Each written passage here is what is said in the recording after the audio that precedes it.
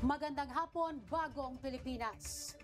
Una sa ating mga balita, pinagtibay ni Pangulong Ferdinand R. Marcos Jr. ang batas na magwawakas sa POGO operation sa bansa.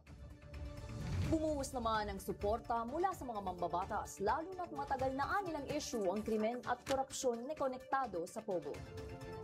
Pero may ilang nagpapaalala rin na dapat masiguro ang tamang pagpapatupad upang maiwasan ang panibagong illegal gambling activities. Narito ang report.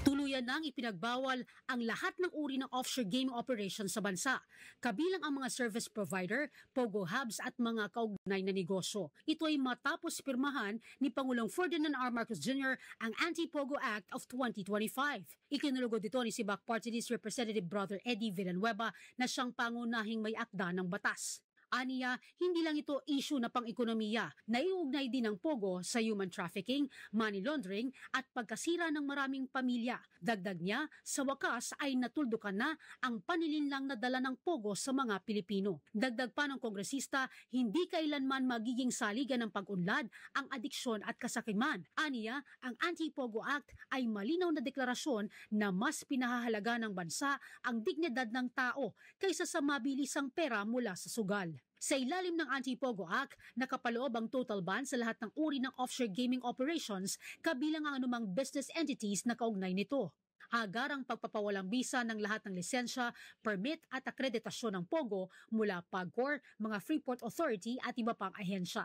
Pagkansela sa mga work permit at visa ng lahat ng individual na sangkot sa offshore gaming, kasama ang deportasyon ng mga dayuhang workers. Kasama rin dito ang pagdadagdag ng POGO-related offenses bilang predicate crimes sa Anti-Money Laundering Act at human trafficking offenses. Upang matulungan ng mga mawawalan ng trabaho, kabilang din sa probisyon ng batas ang paglikha ng Filipino Workers Transition Program sa ilalim ng DOLE at TESDA at pagtatatag ng isang oversight committee na pangungunahan ng PAOK kasama ang DOJ, DICT at DILG para sa mahigpit na implementasyon nito.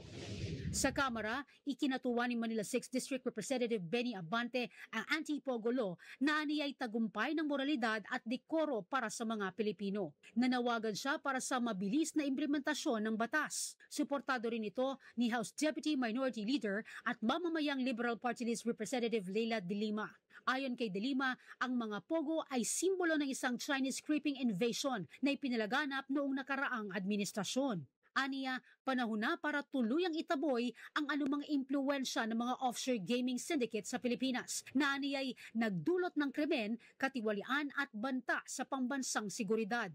Sa Senado, matagal nang iginiit ni Senator Win Gatchalian ang pagpapatigil sa POGO. Aniya, ang batas ay moral imperative laban sa paglaganap ng kidnapping, human trafficking at prostitusyon. Suportado rin ito ni Senator Riza Hontiveros at tinawag na pagwawasto sa pagkakamali ng nakaraang administrasyon sa pagpayag sa operasyon ng POGO sa bansa. Sa pagpirma ni Pangulong Marcos Jr. sa Anti-POGO Act, inaasahan ang malawakang paglilinis sa offshore gaming industry at mas mahigpit na pakikibaka laban sa kaugnay na krimen sa bansa.